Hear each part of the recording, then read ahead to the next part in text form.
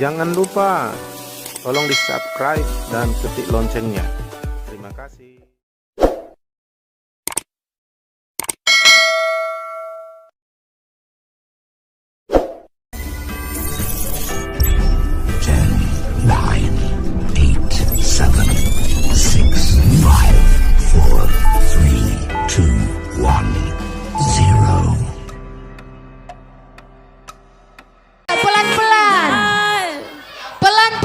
Hati-hati, jaga benihnya, jangan sampai jatuh.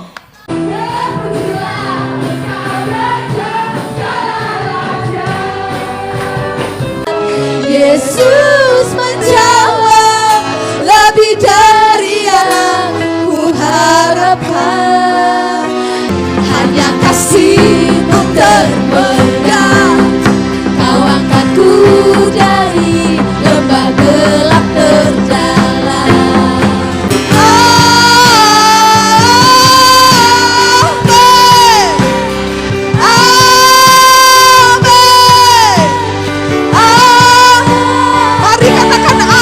Kegerakan Tuhan.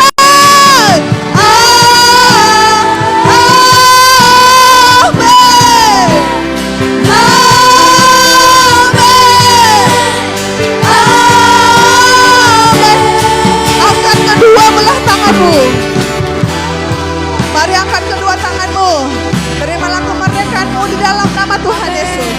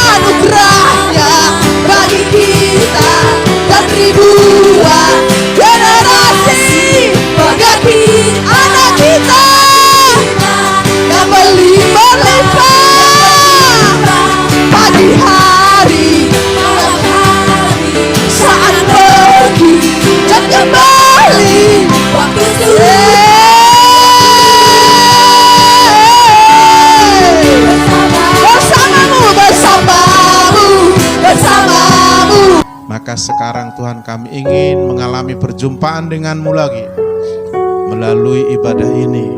Maka berfirman pada kami dan Roh-Mu bekerja saat kami menerima firman-Mu, sehingga kami pulang tidak sama pada waktu kami datang, karena kami mengalami perjumpaan dengan Tuhan. Siapapun yang berjumpa dengan Tuhan, keadaannya akan semakin baik. Terima kasih Tuhan, beri kami roh pengertian supaya kami mengerti apa yang kami dengar. Maka berfirmanlah, lawat kami lagi hari ini. Di Di dalam nama Yesus kami siap Tuhan. Yang siap boleh berkata amin. Haleluya. Silakan duduk. Ya, ikut Tuhan atau beribadah harus semangat. Amin. Apalagi orang muda. Tapi sebenarnya orang tua pun semangat. Amin. Kalau enggak semangat lagi kita ikut Tuhan, waduh, udah kurang itu ya. Sementara orang-orang di luar sana yang tidak ikut Tuhan, mereka semangat, saudaraku. Apalagi kita dalam Tuhan. Haleluya. Hari ini kita khusus bagi pemuda pelajar, ya, ada acara yang khusus, yaitu temanya apa? Pamit. Saudaraku, anak muda, orang-orang muda sangat menentukan generasi yang akan datang. Jadi kalau orang mudanya tidak mantap, tidak berhasil, tidak kuat, tidak menang, maka satu negara akan hancur. Saya katakan, kalau orang muda tidak bangkit, maka dua generasi kehilangan. Ya, ketika Yusuf memimpin di tanah Mesir, sehingga pada waktu masa kelaparan mereka terselamatkan karena Tuhan melalui Yusuf, seorang muda yang betul-betul disiapkan Tuhan di dalam kehidupannya, sehingga bala kelaparan 14 tahun, 7 tahun kelaparan, 7 tahun panen, lalu akhirnya Tuhan mengajari Yusuf bagaimana menghadapi 14 tahun krisis ke depannya. Dan Yusuf sampai bisa menyelamatkan seluruh keluarganya dari kelaparan, bahkan bangsa Mesir, sehingga dia diangkat Perdana Menteri, memegang kekuasaan di sana. Tetapi sejak Yusuf, tidak ada lagi generasi muda yang siap. Sehingga itulah jadinya bangsa Israel diperbudak di Mesir. Yang melanjutkan seperti kualitas seorang muda yang namanya Yusuf, maka saudaraku 420 tahun orang Israel diperbudak di Mesir. Sampai bangkit lagi yang namanya Musa untuk memimpin mereka ke bangsa Israel. Itu pun tidak banyak yang lolos, hanya 2 orang. Karena mereka sudah terbiasa tidak taat kepada Tuhan, tidak mengenal Tuhan, tidak hidup dalam Tuhan. Maklum mentalitas mereka 420 tahun diperbudak di Mesir. Jadi mereka enggak ada respon dengan Tuhan lagi, bahkan begitu Tuhan bikin mujizat, 10 mujizat besar di Mesir, mereka biasa-biasa aja. Sehingga hanya 2 orang yang keluar dari Mesir sampai ke Kanaan. Itulah rusaknya generasi setelah Yusuf tidak ada bangkit. Maka saya percaya kalau orang-orang muda bangkit di gereja, maka ada harapan ke depan luar biasa. Amin. Minimal 2 generasi orang muda dan adik-adiknya akan bangkit bersama-sama. Karena yang paling pantas mementori orang muda, pemuda, remaja, anak-anak adalah orang muda.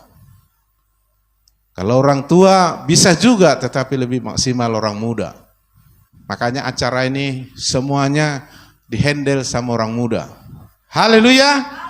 Karena orang muda sudah beda generasinya, apalagi dengan saya. Tantangan kamu sekarang dengan tantangan saya dulu waktu muda itu jauh beda. Dulu kami tidak ada internet, tidak ada HP, tidak ada banyak kecanggihan sekarang. Sekarang, wah, terlalu kompleks tantangan kamu. Jadi kalau kamu tidak kuat, bagaimana kamu membimbing remaja, anak-anak nanti ke bawah? Karena orang tua sudah beda, apalagi waktunya, umurnya sudah ini ya. Nah, oleh sebab itu orang muda harus bangkit. Amin. Apalagi kita sebagai orang Kristen. Nah, ciri-ciri orang Kristen yang berhasil, anak muda yang kuat, anak muda yang sehat punya masa depan, ada ciri-cirinya saudaraku. Yaitu sehari-harinya dia semangat dan bergembira atau sukacita. Meskipun banyak tantangan. Jadi kalau banyak tantangan, situasi, kondisi tidak baik, orang muda langsung patah semangat, orang muda tidak ada sukacita dalam hidupnya, putus harapan, udahlah hancur. Alkitab bilang orang bersemangat kuat menghadapi masalah. Apalagi orang bersukacita di dalam Tuhan. bukan sukacita di luar Tuhan. Sukacita dalam Tuhan. Amin. Matius 5 ayat 8 bisa dimunculkan. Saya mulai khotbah dari sini, lalu nanti Roma pasal 8 ayat 1 dan 2 endingnya.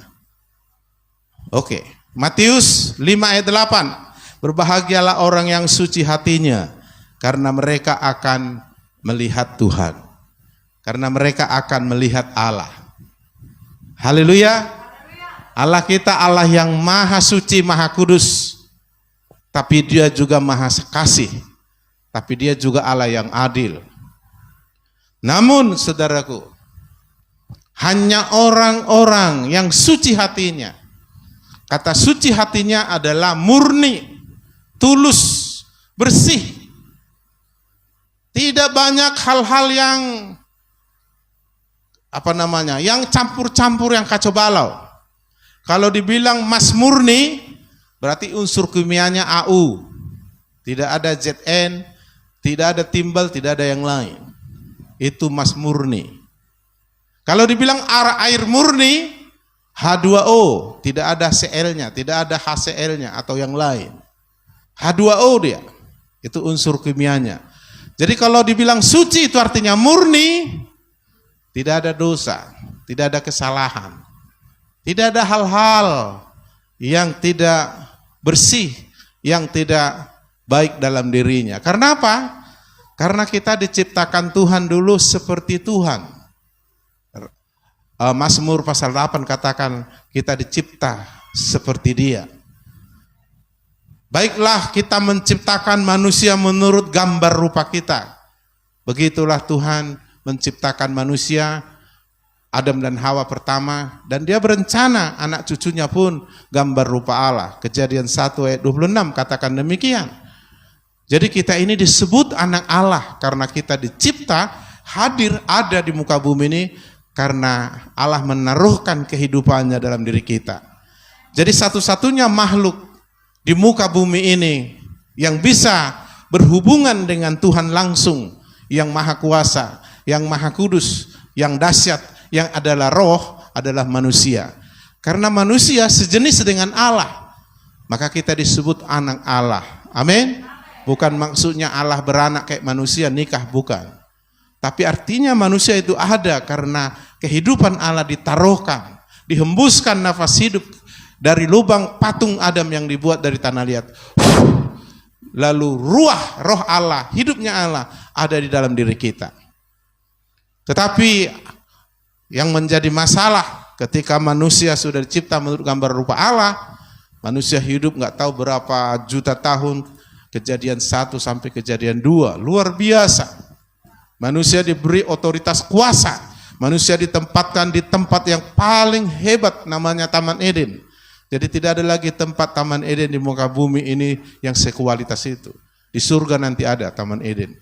Nah saudara yang dikasih Tuhan, artinya Tuhan menciptakan segala-galanya baik dan diserahkan kepada manusia.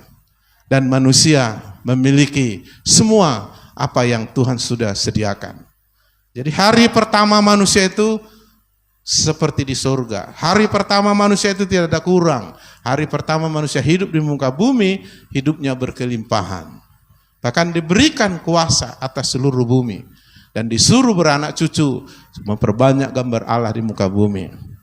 Tetapi manusia menggunakan kehendak bebasnya, karena manusia bukan robot yang bisa dikendali oleh remote control atau oleh komputer dengan sistem apapun. Tidak. Manusia itu memiliki kehendak bebas. Kehendak bebas ini kalau kita gunakan melanggar firman, Tuhan izinkan, tapi resikonya kita akan terputus dari kehidupan yang sesungguhnya. Karena kehidupan kita mirip dengan cara hidupnya Allah sendiri. Makanya siapa yang hidup dalam Yesus wajib hidup bagaimana Yesus hidup. Karena kita dicipta. Contoh gini, Tuhan menciptakan ikan bisa hidup di dalam air. Jadi nggak usah pala heran, wih hebat kali ikan ini ya, nggak menggap dia, nggak mati dia dalam air. Memang dia diciptakan hidup dalam air. Tapi ketika dia hidup bukan di dalam apa yang Tuhan sudah tetapkan, dia keluar dari air, dia akan menggap, dan kalau tidak cepat dimasukkan ke air, mati dia. Atau sebaliknya, burung diciptakan hidup di udara, hidup di alam bebas. Lalu kalau burung ini memilih untuk masuk hidup dalam air, dia akan megap, dia akan mati. Demikian juga kita diciptakan untuk hidup dalam Tuhan dan hidup dalam kemuliaannya. Lalu Adam tidak suka karena Adam iri. Karena bukan Adam maksud saya. Iblis, ya. Iblis sudah dibuang. Tadinya mereka adalah seorang pemimpin pujian namanya Lucifer, tetapi dia mempengaruhi sepertiga malaikat sehingga memberontak, akhirnya dibuang ke neraka. Akhirnya iblis coba mencari tempat yang lebih nyaman dari neraka, itu muka bumi. Dan dia coba menggoda Adam supaya punya tempat di muka bumi. Karena yang berkuasa di bumi waktu itu sudah diserahkan kepada Adam dan Hawa. Lalu iblis menggoda, membujuk, menunjukkan pohon yang dilarang Tuhan untuk didekati, pohon yang dilarang Tuhan untuk dijamah, apalagi dimakan. Lalu iblis terus berbicara dengan berbagai cara mempengaruhi pikiran Hawa dan Adam. Entah kenapa Hawa dan Adam ini sering-sering melihat-lihat ke sana, sering-sering mendekati hal yang dilarang oleh Tuhan. Dan akhirnya teruslah berbicara iblis lewat ular kepada Hawa. Anehnya Hawa mendengar.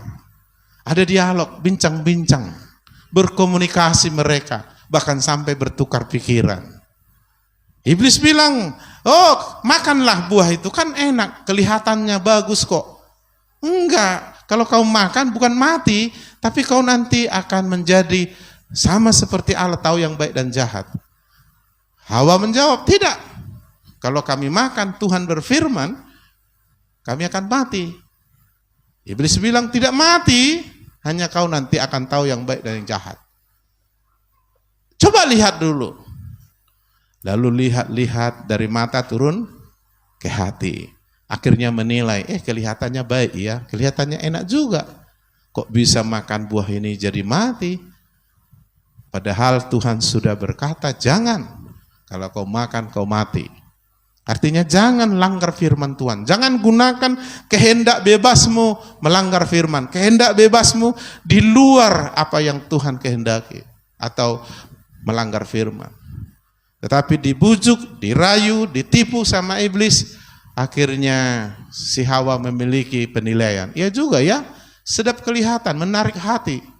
Akhirnya dia pegang, dia makan, lalu dia pengaruhi suaminya si Adam, lalu si Adam pun memakannya, lalu mereka jatuh dalam dosa, lalu mereka mati. Bukan maksudnya setelah dimakan begitu langsung pingsan, langsung meninggal dunia, bukan. Mati artinya di sini adalah terpisah dari Allah. Jadi definisi mati terpisah dari. Jadi manusia bisa saja hidup secara fisik di muka bumi, tapi secara rohani dia sudah mati. Karena dia tidak ada hubungan dengan Allah, terpisah dari Allah. Apa yang terjadi secara jasmani kalau orang meninggal dunia? Kalau meninggal dunia itu artinya, ya silakan. Orang yang meninggal dunia artinya rohnya terpisah dari tubuhnya. Apa? Baru meninggal dunia. Apa yang terjadi dengan tubuh kita yang ganteng ini? Kalau roh kita meninggalkan tubuh kita, mati. Akhirnya apa yang terjadi dengan tubuh kita? Makin bagus, makin ngeri ya. Makin wangi. Kalau dikasih minyak wangi, dibedai, kira-kira 1 bulan dibiari gimana? Bahaya ya. Jadi terjadi kemerosotan, kerusakan. Demikian juga kalau mati rohani. Makin rusak sifatnya, karakternya, kebiasaannya makin buruk, kelakuannya makin buruk, kehidupannya makin buruk, semua makin rusak. Sehingga manusia tidak seperti Allah lagi. Maka orang tua marah-marah karena melihat kehidupan anak-anaknya. Dia menyebut nama-nama binatang yang menjijikkan. Babi kau. Dan yang lain-lain. Ada lagi, kalau kulihat kau udah kayak setan kau katanya. Kesetanan, lihat mukamu itu di kaca. Kayak setan itu mukamu. Padahal Tuhan menciptakan kita menurut gambar rupa Allah. Tapi karena sudah mati rohani, busuk. Busuk kelakuannya. Bau ngomongnya. Bau kelakuannya. Rusak semuanya. Roma pasal 3 ayat 23 bilang, semua orang telah berbuat dosa dan kehilangan kemuliaan Allah. Kehilangan semua yang Tuhan taruh termasuk gambar rupa Allah. Padahal manusia itu dulu lebih hebat dari malaikat. Tapi kalau kita dipulihkan di dalam Yesus, kita kembali menjadi lebih hebat dari malaikat. Karena malaikat tidak disebut anak Allah. Dia hanya pesuruh pelayan Allah. Tapi kita disebut anak Allah. Haleluya. Bahkan kitalah satu-satunya yang bisa menyebut Sang Pencipta Maha Kuasa Maha Kudus, Bapa di surga, hubungan yang intim seperti anak kandung dengan bapak kandung yang mesra. Lebih lagi kita, luar biasa. Dan tidak mungkin orang tua yang kaya, yang hebat, yang luar biasa, yang dekat dengan anaknya, membiarkan anaknya menderita. Tidak mungkin. Makanya kita akan ada bersama Yesus selamanya. Itu sebabnya pilih Yesus. Gara-gara si Adam semuanya rusak. Tapi gara-gara Yesus semuanya akan menjadi baik. Nah ini pilihan. Kita keturunan Adam, mewarisi dosa. Bahkan sejak di kandungan, kata Mazmur 51, kita sudah dikandung dalam dosa kesalahan. Jadi kita menjadi orang berdosa masih di kandungan. Masih di perut ibu kita, belum lahir ke dunia. Kita sudah berdosa, mewarisi dosa. Makanya semua orang keturunan Adam mewarisi dosa di dalam dirinya. Sehingga begitu kita lahir hidup di muka bumi, kita sudah mewarisi dosa. Dan dosa itu membuat mati. Upah dosa adalah maut. Kalau bahasa Bataknya, tinuhur ni dosa do hamatean. Artinya terpisah dari Allah. Jadi bayangkan ngerinya. Begitu kita lahir ke dunia, kita sudah terpisah dari Allah karena dosa kita memisahkan kita dari Allah. Salah satu akibat yang dahsyat dari dosa adalah kita terpisah dari Allah. Dan yang kedua, kita terus dibayang-bayangi, dikejar sampai turun ke dalam maut. Yaitu upah dosa maut. Nah saudara, tetapi Tuhan tidak berubah kasih-Nya. Dia beri kita kesempatan sekali lagi. Dia beri kita jalan. Dan jalan itu sudah dibuka oleh Yesus. Dan siapa yang mengikut Yesus, mereka menemukan jalan itu. Maka Yesus bilang di dalam Yohanes 14 ayat 6, akulah jalan, kebenaran, dan hidup. Tidak ada satu orang pun di muka bumi, apalagi orang berdosa, boleh sampai kepada rumah kita, rumah Bapa di surga, kalau tidak melalui Yesus. Jadi Yesus memberi kita kesempatan. Yang kedua, Yesus membuka jalan. Dialah jalan, dialah kebenaran, dialah kehidupan. Kalau kita mengikut Yesus, kita sudah ada di jalan yang benar. Kita sudah hidup tidak dalam dosa lagi, tapi dalam kebenaran. Kita benar-benar hidup, tidak mati lagi. Maka siapa yang percaya kepadaku, dia akan hidup selama-lamanya. Haleluya. Karena begitu besar kasih Allah akan kita di dunia ini. Sehingga Yesus dikaruniakan mati berkorban menebus kita. Memberi kesempatan yang kedua bagi orang berdosa. Karena Dia sangat mengasihi kita. Dan barang siapa yang percaya pada Yesus, tidak binasa karena dosanya lagi. Karena Yesus sudah menanggungnya dan memberi kita jalan. Barang siapa yang percaya tidak binasa, melainkan beroleh hidup yang kekal. Jadi kalau seorang bertobat datang pada Yesus, maka Yesus mengampuni dia. Kalau orang itu percaya menerima Yesus sebagai Tuhan Juru Selamat, dia dihidupkan oleh Yesus lagi. Itulah yang disebut lahir baru. Dilahirkan dari Allah, dilahirkan secara rohani, lahir kedua kali. Yesus bilang kepada Nikodemus, seorang beragama, seorang pemimpin agama, kalau kau tidak dilahirkan kembali, kau tidak bisa masuk dalam kerajaan Allah. Dilahirkan sekali lagi, maksudnya dilahirkan oleh Allah. Kita pertama dilahirkan oleh manusia melalui ibu kita. Sekarang kita harus dilahirkan oleh Allah melalui Yesus. Ketika kita bertobat percaya, mengikut Yesus, maka kita menjadi ciptaan baru. Dilahirkan kembali. Yang lama sudah berlalu, yang baru dari Yesus sedang datang. Amin. Makanya orang dalam Yesus jadi bahagia. Kenapa? Karena sudah disucikan dosanya. Berbahagialah orang yang suci hatinya. Yang bisa menyucikan kita dari dosa hanya Tuhan. Dan Tuhan melakukannya bukan dengan gampang. Dia menjadi manusia, namanya Yesus. Dan dia harus mencurahkan darahnya yang suci kudus sebagai manusia dan menebus semua akibat dosa kita di kayu salib sampai dia mati menggantikan kita.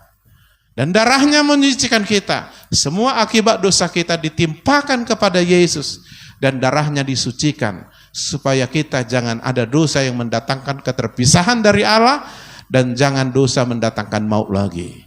Lalu yang ada adalah kita boleh bersekutu dengan Allah yang Maha Kudus. Amin. Karena Allah adalah terang. Tapi orang yang hidup dalam dosa, dalam gelap, terang dan gelap gak bisa menyatu. Dua hal yang berbeda, kayak manapun. Di mana ada terang, pasti tidak ada gelap. Di mana ada gelap, karena tidak ada terang. Maka Yesus adalah terang hidup kita. Amin. Sehingga saudaraku, kalau kita sudah percaya menerima Yesus sebagai Tuhan Juru Selamat, semuanya pekerjaan iblis di dalam hidup kita dibinasakan. Dan salah satu pekerjaan iblis adalah berbuat dosa. Apa? Coba buka dulu 1 Yohanes berapa itu? 1 Yohanes 3 ya? Ayat berapa itu? Cepat yang monitor. Saya sampaikan dulu. 1 Yohanes 3 ayat berapa? Ayat 8, buka. Come on, cepat. Ya, barang siapa tetap berbuat dosa berasal dari... Kenapa? Sebab iblis. Jadi iblis itu kerjanya buat dosa. Jadi pekerjaan iblis berbuat dosa itu artinya melanggar firman. Tidak sesuai dengan kehendak Tuhan. Jadi iblis kerjanya berbuat dosa. Makanya kita jangan niru-niru iblis, kita niru-niru Yesus. Amin. Untuk inilah anak Allah namanya Yesus menyatakan diri. Untuk apa? Yaitu supaya Yesus apa? Membinasakan apa? Perbuatan iblis adalah dosa. Jadi kalau kau bertobat, diampuni. Kalau kau terima Yesus dalam hatimu, Yesus membinasakan perbuatan iblis, yaitu dosa. Lalu darahnya menyucikanmu. Ketika kau sudah suci, kau boleh terhubung dengan Tuhan. Karena yang menghambat kita bertemu dengan Allah yang Maha Kudus hanya dosa. Dosa yang memisahkan kita. Lalu ketika kau terima Yesus dalam hatimu sebagai Tuhan Juru Selamat, karena kau mau mengikut Yesus sejak masa mudamu, maka dia akan masuk dalam hatimu. Kau akan menjadi ciptaan baru, kau akan berubah status menjadi anak Allah. Yohanes 1 ayat 12 bilang barang siapa percaya pada Yesus menerimanya, diberi kuasa menjadi anak Allah. Kau dilahirkan kembali, kau menjadi anak Allah seperti Adam dicipta menjadi anak Allah sebelum dia jatuh dalam dosa. Seperti itulah kita. Kita menjadi keturunan Adam kedua, yaitu Yesus namanya. Amin. Dan Yesus datang ke dalam hidupmu, hidup saya. Yesus datang ke dalam hidup saya ketika saya mengambil keputusan menggunakan kehendak bebas. Udahlah, aku berhenti buat dosa, ampunilah aku Tuhan. Aku berikan hidupku, aku mau mengikut Yesus, aku terima Yesus sebagai Tuhan Juru Selamat, ampunilah. Dan Tuhan mengampuni saya, Tuhan hadir, Tuhan menjadikan aku ciptaan baru. Dia membinasakan semua pekerjaan iblis dalam aku. Sehingga aku dilahirkan kembali tahun 1983. Mungkin ada di sini belum lahir ya. Lalu saya berubah. Kalau bukan Tuhan, manusia tidak bisa berubah. Kalau bukan karena Tuhan, manusia tidak bisa terampuni lagi. Kalau bukan karena Tuhan, tidak ada seorang pun yang bisa selamat masuk surga. Meskipun beragama, meskipun rajin ke gereja. Kenapa? Karena dosa membuat dia tidak bisa terhubung dengan Tuhan. Ibarat ranting, kalau kita putuskan dengan pokoknya, maka tidak akan bisa hidup lagi karena dia tidak akan mendapat sari makanan untuk tumbuhnya ranting. Kita dikatakan ranting anggur, Yesus adalah pokoknya. Tapi oleh dosa kita terputus dengan pokok anggur yaitu Yesus. Tapi ketika kita datang kepada dia minta belas kasihan, diampuni. Ketika kita berkata mengikut Yesus, keputusanku inilah aku Tuhan ambil. Kehendak bebasku kugunakan Tuhan.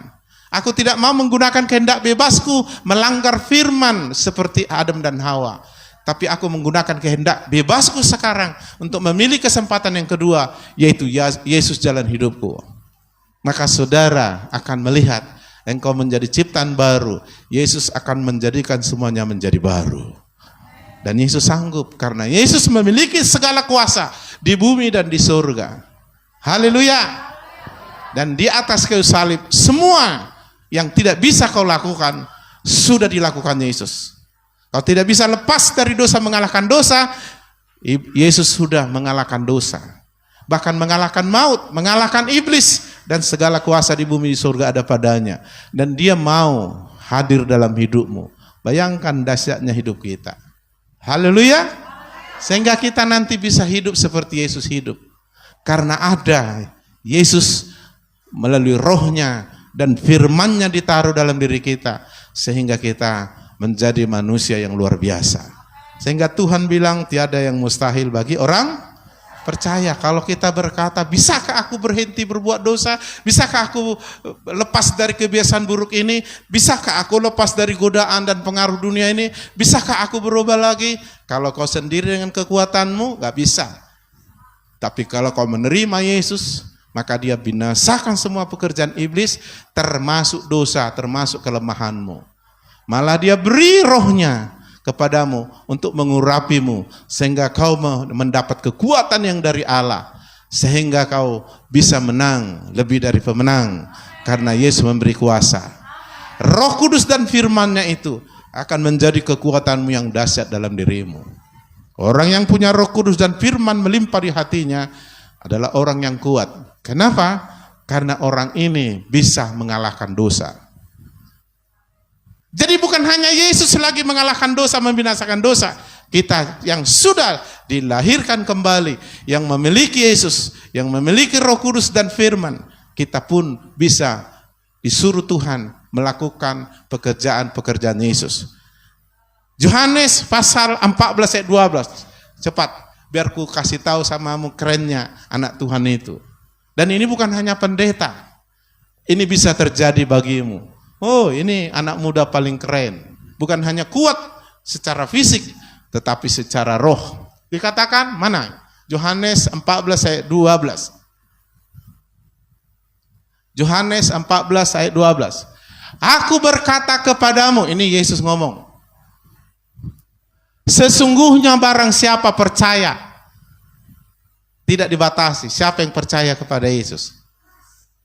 Barang siapa yang percaya kepadaku, mau anak muda, mau pemuda, remaja, orang tua, barang siapa saja yang percaya kepada Yesus, orang itu yang percaya itu akan melakukan apa? Pekerjaan-pekerjaan yang aku lakukan. Amin. Pekerjaan yang dilakukan Tuhan adalah pekerjaan yang bagus, yang luar biasa. Contohnya menyembuhkan orang sakit, menghidupkan orang mati, mentahirkan orang kusta, mengalahkan, mengusir iblis, dan melakukan kehendak Bapa di surga. Kita pun akan bisa melakukan hal yang sama. Bukan karena kita, tapi karena Yesus yang kita percaya. Itulah maksudnya oleh Yesus kita melakukan perkara besar. Amin. Jadi pekerjaan iblis melakukan dosa, pekerjaan anak Tuhan melakukan firman. Oh, dua hal yang berbeda. Jadi kalau anak muda bisa melakukan firman sejak muda itu keren. Kalau dia melakukan dosa itu nggak keren, nggak punya masa depan itu, ya kan? Kalau orang hidup kayak Yesus itu keren. Tapi orang dunia bilang, wih kayak setan kau bah, keren bah katanya. Apa pula kayak setan bakal masuk neraka ya kan. Nah, oleh sebab itu dikatakan pekerjaan-pekerjaan yang aku lakukan. Bahkan pekerjaan-pekerjaan yang lebih besar daripada itu sebab aku pergi kepada Bapa. Haleluya. Ayat terakhir. Roma pasal 8 ayat 1 sampai 2. Buka dulu. Nah, ini rahasianya. Ya. Jadi kalau Yesus sudah menyelesaikan di atas kayu salib supaya ada kesempatan kedua, tinggal kita mengambil keputusan apakah kita menggunakan kehendak bebas mengikuti Yesus atau suka-suka kita, bahkan melakukan kehendak bebas kita di luar Tuhan seperti Adam dan Hawa. Susah mereka. Tetapi hari ini kita mau menggunakan kehendak bebas di dalam Yesus. Amin. Lalu Yesus menyucikan kita. Lalu kita berbahagia karena suci hatinya. Kita melihat Tuhan. Amin. Melihat Tuhan membuat kita, saudaraku, berbahagia sekali. Kita akan melihat Dia mengubah kita. Itu melihat Tuhan. Kita akan melihat kuasanya mengalir dalam diri kita. Kita akan melihat Tuhan merubah karakter kita. Kita akan melihat Tuhan menjawab doa kita dengan mujizat. Tuhan akan melihat memberi kita masa depan dan sebagainya. Itu melihat Tuhan. Dan hanya orang yang suci hatinya bisa melihat Tuhan. Siapakah orang di muka bumi ini bisa suci hatinya? Hanya orang yang disucikan oleh darah Yesus. Karena memilih Yesus. Selain itu tidak ada, kata Alkitab. Meskipun dia beragama. Karena agama tidak menjamin masuk surga. Tapi mengikut Yesus pasti masuk surga. Amin. Nah, kita lihat saudaraku. Demikianlah sekarang. Tidak ada lagi penghukuman bagi mereka yang dalam Kristus Yesus. Begitu saya bertobat minta ampun, langsung diampuni karena Tuhan Maha Pengampun. Dan kalau sudah diampuni suci, langsung tandanya kau bahagia. Karena berbahagia orang yang suci hatinya. Dan yang kedua, kau akan melihat Tuhan. Kau tidak terpisah lagi oleh dosamu. Kau akan melihat Tuhan. Kau akan melihat Tuhan melakukan banyak hal dalam dirimu. Kau akan menang. Orang menang selalu bahagia. Oke, kita menghadapi tantangan, godaan, kelemahan-kelemahan secara manusia lama kita. Tapi ada Tuhan dalam diri kita.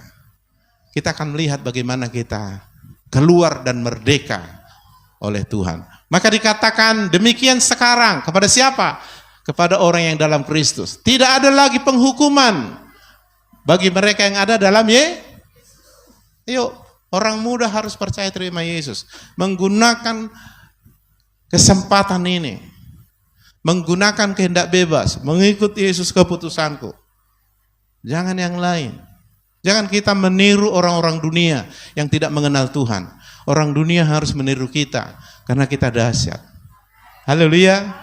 Kita akan menjadi seperti Yesus yang keren itu, ya kan? Nah, dikatakan sejak kita dalam Yesus nggak ada lagi hukuman. Karena Yesus sudah menanggung hukuman. Jadi orang yang ke neraka itu karena dia nggak mau Yesus menebus dia. Semua orang yang tidak menggunakan kehendak bebasnya mengikut Yesus, mereka akan menerima hukuman dosa di neraka. Tapi sebelum ke neraka, mereka terpisah dari Allah.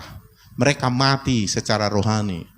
Maka kalau mati, makin busuk, makin rusak, makin jelek, bahkan kalau dibiarin orang mati 1 bulan di rumah bisa penyakitan satu rumah itu. Nah, jadi bikin rusak lah pokoknya lingkungan ya. Roh yang memberi hidup yaitu roh Allah yang diberi.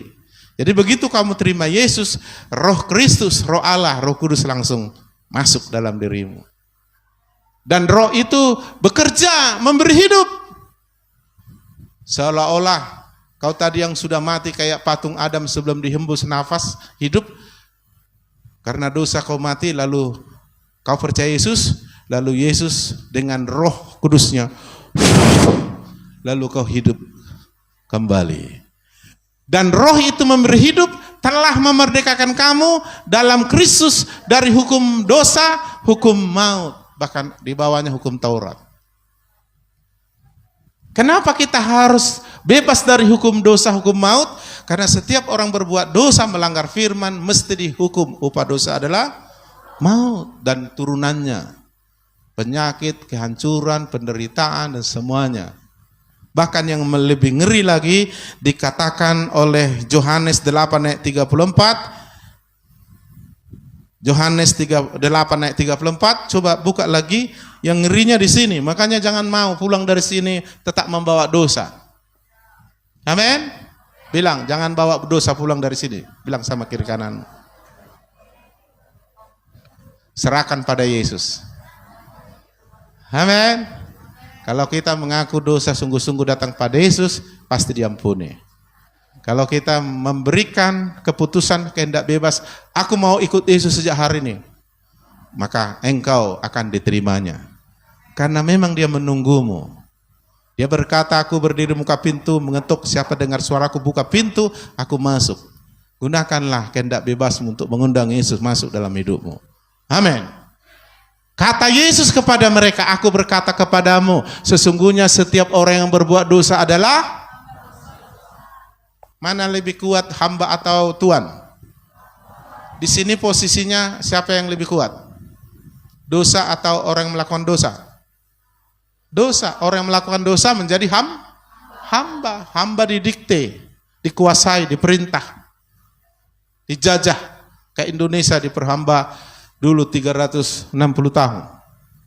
Ya, orang Israel 420 tahun. Susah mereka. Sesungguhnya setiap orang yang berbuat dosa adalah hamba dosa.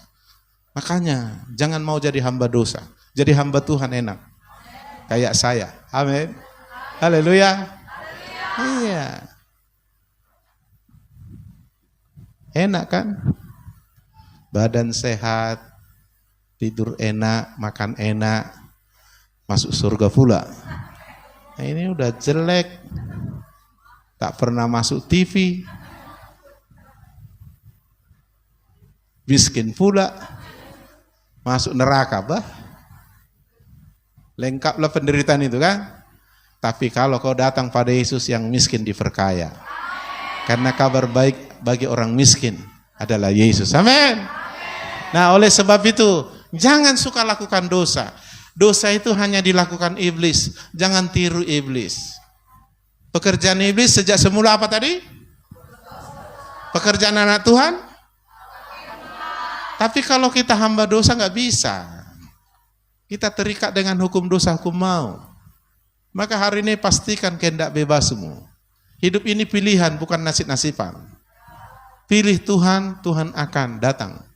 Alkitab bilang Yakobus 4 ayat 8, mendekat kepadaku, aku akan mendekat padamu. Jadi Tuhan membuka pintu. Amin. Kalau kau mau membuka pintu bagi Yesus supaya dia datang dalam hidupmu, dia akan datang. Dia akan binasakan pekerjaan iblis. Dan dia akan bersihkan, sucikan hatimu dengan darahnya yang kudus. Dan dia akan berikan kehidupan melalui rohnya. Dan engkau akan hidup. Dan engkau akan merdeka. Orang merdeka itu orang bahagia. Orang yang dijajah, diperbudak tidak bahagia. Dan anak Tuhan yang kuat punya masa depan, ciri-cirinya hati suci dan bahagia. Bahkan bisa melihat Tuhan. Ulangi lagi bersama saya Matius 5 ayat 8. Berbahagialah orang yang suci hatinya. Ayo sama-sama bersama saya. Berbahagialah orang yang suci hatinya. 1, 2 ya. Karena mereka akan melihat Tuhan. Hari ini kau bisa melihat Tuhan. Bukan maksudnya lihat Tuhan langsung gitu. Bercahaya, bukan. Tapi kau akan mengalaminya. Secara roh kau melihat dia. Melihat dia memberi kau sukacita. Melihat dia merubah karaktermu. Aku dulu bandel kali aku. Malu aku kalau cerita. Mungkin aku paling bandel di sini dari kamu semua. Jadi kalau aku bisa berubah itu karena Yesus. Kalau orang bisa berubah itu mukjizat. Kalau orang bisa masuk surga itu mukjizat. Dan yang bisa melakukan mukjizat adalah Tuhan. Dan orang-orang yang hidup dalam Tuhan. Bersama Allah kita lakukan perkara besar. Karena tiada yang mustahil bagi orang percaya. Amin. Haleluya. Nanti Tuhan akan latih kita melakukan pekerjaan Yesus. Bisa menyembuhkan orang sakit. Tuhan bilang sembuhkan orang sakit. Kamu sudah menerima itu, kuasa dari aku. Dan orang dalam Yesus diberikan semua itu. Amin. Keren, karena kita apa? Kita akan bisa melakukan apa yang dikerjakan oleh Bapa Surgawi kita. Ya, misalnya saya orang tua punya anak. Ya kan? Begitu anak saya bertumbuh sehat, apalagi sudah dewasa, kayak si Catherine, si Grace, dia bisa melakukan pekerjaan yang aku lakukan. Ya kan? Bisa, bahkan melayani bisa kan? Kenapa? Karena anak bisa melakukan apa yang dilakukan bapaknya. Kau jangan heran, wih hebat kali burung Raja Wali, ya bisa terbang. Iya karena anak Raja Wali dia. Kalau anak entok nggak bisa. Ya kan? Wih, bisa dia suci ya, kayak Tuhan. Iyalah dia anak Tuhan. Dia bisa melakukan firman ya. Iyalah karena kerjaan anak Tuhan melakukan firman. Kerjaan iblis melakukan dosa. Ayo, niru siapa? Niru Tuhan atau niru Yesus? Nah, kau salah niru iblis ya. Gak keren anak muda melakukan pekerjaan iblis. Kita melakukan pekerjaan Yesus. Anak Tuhan kerjanya melakukan firman. Amin. Anak iblis kerjanya keren. Jadi jangan malu kalau dibilang orang, "Woi, kok pendeta? Kayak pendeta kau lihat." Puji Tuhan. Daripada, "Hei, kayak iblis kau lihat," katanya kan. Ngeri kali kan. Turun derajat itu. Kalau kayak manusia masih lumayan. Ya kan? Tetapi anak seperti bapaknya. Kita anak Allah, kita akan seperti Yesus. Dalam banyak hal. Amin. Maka gunakanlah kehendak bebasmu. Jangan mau lagi dijajah oleh iblis. Jangan ikut-ikutan dengan dia. Memang kalau bukan kau dibebaskan Tuhan dari dosa dan hukumannya, kau nggak bisa. Hanya Tuhan yang bisa. Engkau hanya punya kesempatan mengambil keputusan kehendak bebas dari apa yang kau dengar hari ini. Mengikut Yesus keputusanku. Dan nggak ada yang bisa memaksa itu. Bahkan Tuhan pun tidak bisa memaksa. Ada orang bertanya pada saya, "Tuhan kan maha kuasa, Pak." Iya. Kenapa enggak langsung disepak Tuhan si Adam si Hawa ketika dia mau mengambil buah itu? Tidak. Tuhan adalah Allah yang memberi kita kebebasan. Tapi dia memberitahu kepada kita pilihan. Jangan makan buah itu, mati kau nanti. Tapi yang kufirmankan semua buah yang lain dan sebagainya, boleh. Tapi iblis menggoda manusia untuk menggunakan kehendak bebas yang salah. Hari ini gunakan kehendak bebasmu untuk memilih jalan, yaitu Yesus. Mari kita berdoa. Kita akan lanjutkan.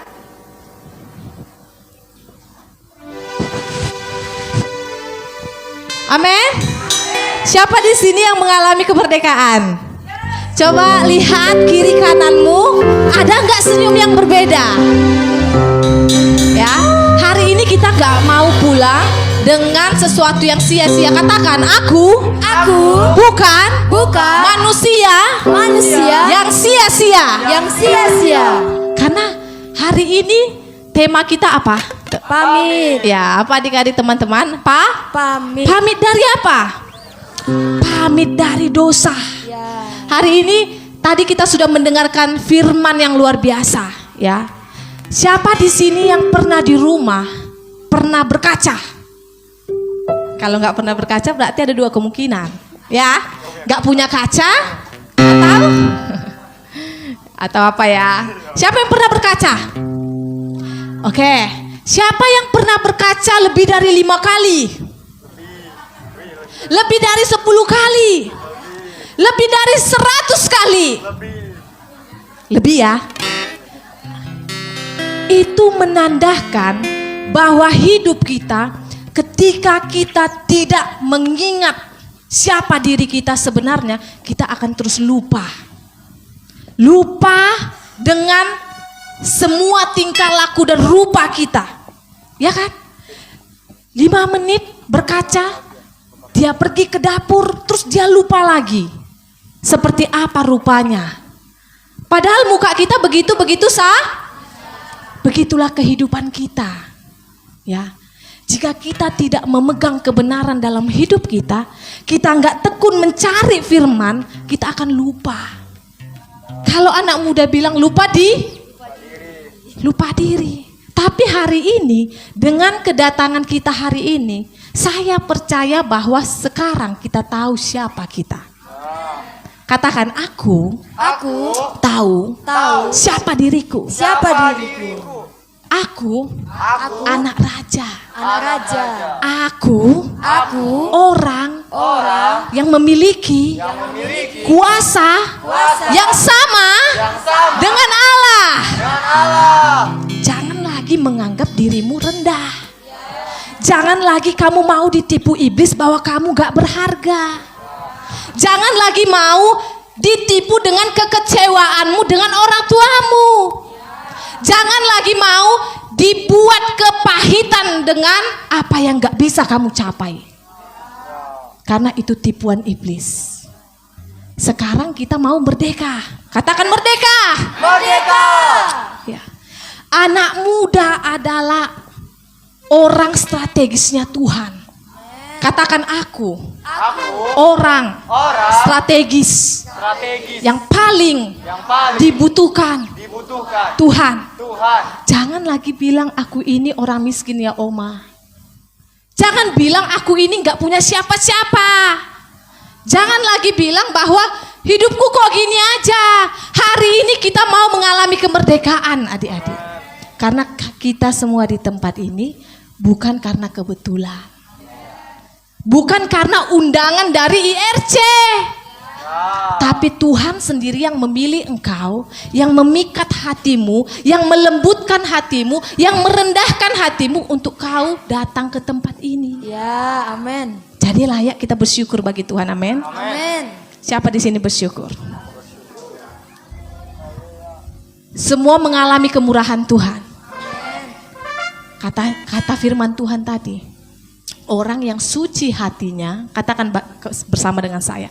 Orang yang suci hatinya, akan melihat Allah. Satu tahap adik-adik. Ya, hari ini kamu datang itu membuktikan bahwa kamu mau disucikan hatinya. Tahap selanjutnya kita akan mulai melihat kemurahan Tuhan. Tidak ada lagi kata-kata, Kak, Bang, Pak, Mak. Aku hidupku kok begini-gini aja. Kayaknya aku apa yang kulakukan selalu si surang. Apa si surang? Kayaknya aku jalan kiri salah, jalan kanan. Kayaknya hidupku ini selalu sial. Kayaknya aku ini kalau lakukan sesuatu selalu gagal. Adik-adik, teman-teman, abang-abang, bapak-bapak, ibu-ibu. Ya, karena ada ibu-ibu ya. Itu tipuan iblis. Iblis suka dengan anak muda. Karena anak muda memiliki kekuatan yang besar untuk mengalahkan dosa. Dengan firman yang kita dapat hari ini, segala dosa yang ada dalam diri kita, ya, segala apa yang kita bawa sebelum ke tempat ini, dosa apa? Dosa kenajisan. Dosa kepahitan akan orang tuamu. Dosa yang tidak mencintai dirimu sendiri. Dosa yang membuat engkau merasa tidak berharga. Merasa terbuang. Merasa Tuhan gak layak aku. Itu tipuan. Kamu coba pegang dulu dirinya. Kamu, ya, saya. Bukan saya. Yang dulu lagi.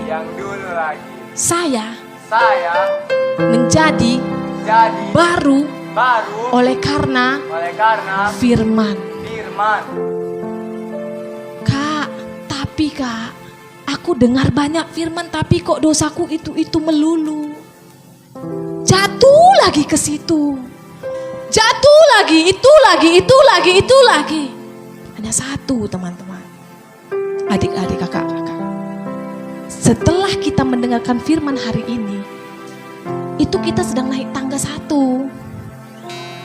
Masih ada tangga selanjutnya. Ya? Ayo naik tangga. Kak, gimana caranya? Tekun mencari firman. Gak mungkin satu firman bisa mengalahkan 10.000 iblis dan dosa di dalam kita.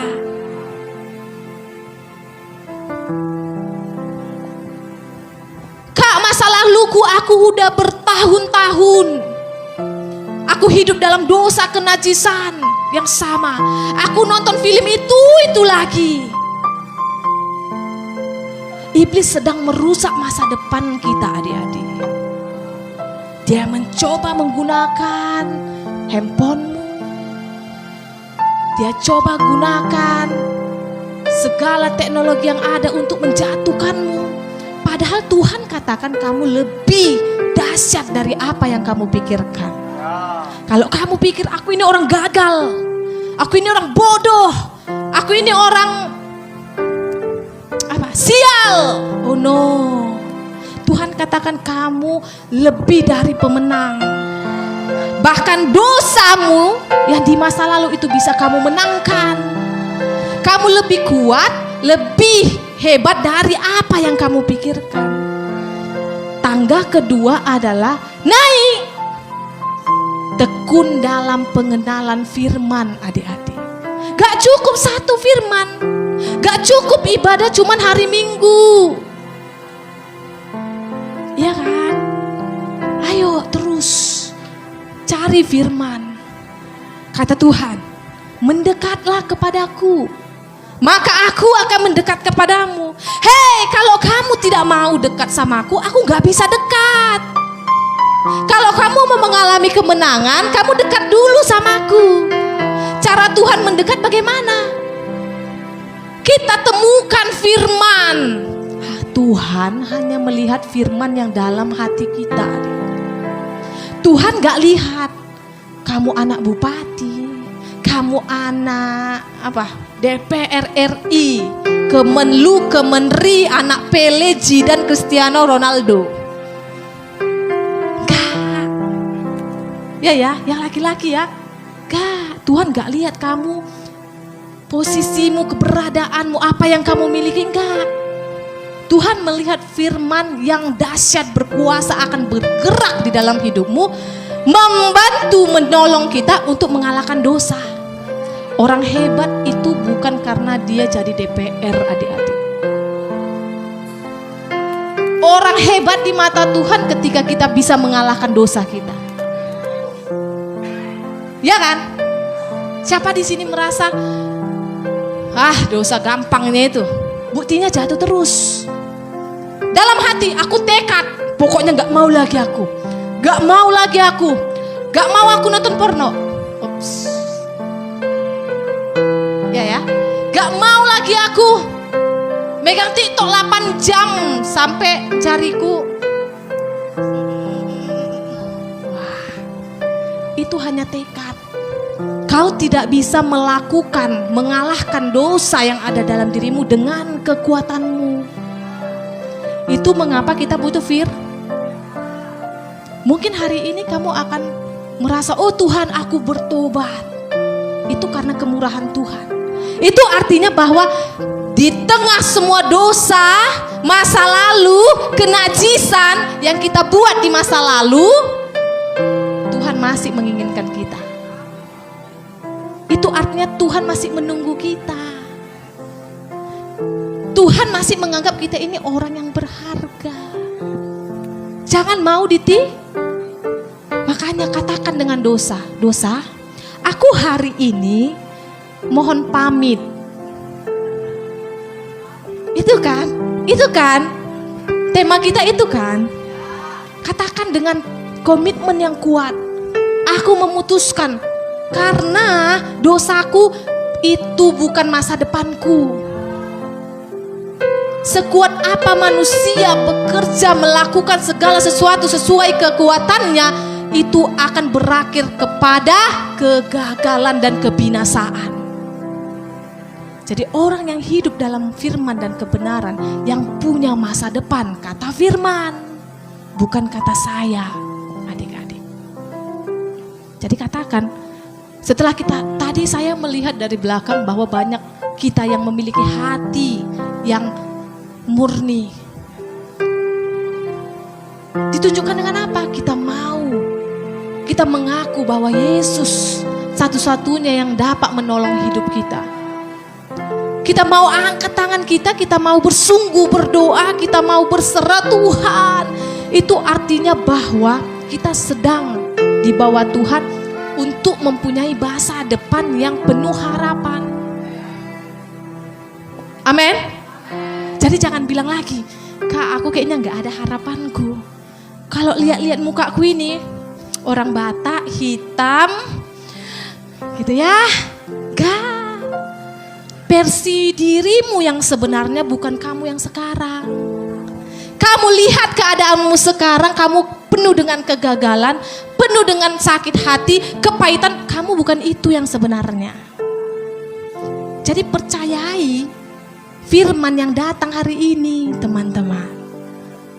Katakan, aku mau percaya. Aku mau disucikan. Ada di sini yang sudah suci? Belum ya? Aku mau dikuduskan. Aku mau mengalami kemerdekaan. Aku mau merubuhkan benteng yang ada di dalam hidupku. Ya, banyak benteng kan? Datang ke sini bukan enggak banyak benteng adik-adik, teman-teman. Kamu sudah mengalami satu kemenangan dengan hadir di tempat ini. Kamu sedang mengalahkan benteng kemalasan. Amin. Iya ya, lebih enak tidur di rumah daripada ke sini ya. Kalau dipikir tapi itu pekerjaan iblis untuk menjatuhkanmu, membuat kamu merosot. Tapi hari ini ingat, kamu adalah para pemenang. Hei, Tuhan aja gak anggap kamu rendah. Kenapa kamu menganggap dirimu rendah? Itu mengapa, dengan apakah seorang muda dapat mempertahankan kelakuannya bersih? Hanya dengan firman. Buat keputusan hari ini, Tuhan, aku udah ngerti hari ini firman-Mu. Aku mau naik ke level selanjutnya. Jangan mau mundur. Kalau kamu mundur, kamu kalah. Amin. Siapa mau menang? Siapa para pemenang? Katakan haleluya. Katakan haleluya. Kau akan mulai merasakan kemenanganmu ketika kau sudah berani katakan haleluya. Praise the Lord, Allahku, Tuhanku, penolongku, haleluya, glory. Kau sudah mengalami kemenangan dan akan ada kemenangan selanjutnya. Ketika Indonesia merdeka, semua katakan kita merdeka ya. Iya, Salim, kita merdeka. Enggak gitu ya. Ketika pelopor Soekarno katakan proklamasi, kami bangsa Indonesia, aku anak Allah yang sudah mendengar firman hari ini, menyatakan bahwa aku adalah milik Allah yang mempunyai kekuatan, yang memiliki kuasa yang lebih besar dari kuasa yang ada di dalam dunia ini. Aku katakan aku mampu menang. Jangan lembek-lembek sama iblis. Gak boleh lembek-lembek sama iblis. Kalau dia dilembei, dia merajalela. Tunggulah iblis, aku malas. Tunggulah iblis, aku malas. Dia akan terus mengikuti kita. Tapi kita para pemenang. Katakan, apa yang ada di dalam dirimu, dosa yang terus kau lakukan, katakan sekarang. Lipatkan tanganmu. Hei malas, maaf aku pamit. Hei keras hati, maaf aku pamit. Hei pencemburu, maaf aku pamit. Hei hati yang gampang sakit hati, maaf aku pamit. Aku pamit ya. Dan dadah, jangan kembali lagi. Amin. Kita gak urusi dosa. Kita gak urusi masa lalumu yang kelam, yang gelap, yang najis. Kita urusi masa depan yang Tuhan taruhkan hebat di dalammu. Kita pikirkan, kita kejar lewat firman. Katakan, aku mau mengejar firman. Kak, tapi kan jangan cuma bilang-bilang, dibilang dulu. Supaya nanti punya kekuatan melakukan. Ini bukan batrit, Tapi kalau nggak pernah kita bilang, kita nggak tahu apa yang mau dilakukan. Amin. Katakan lagi sama-sama ya. Setelah ini kita mau merayakan kemerdekaan kita, adik-adik. Gimana orang merayakan kemerdekaan? Merdeka! Merdeka! Merdeka! Merdeka! Iya kan? Yang laki-laki, kalau kamu nonton bola jam 2 malam, terus ada si Pele di situ. Tahu si Pele ya? Jangan kakak yang lebih tahu. Oh enggak, ada si Zidane atau Cristiano Ronaldo. Messi, ada pengen Messi.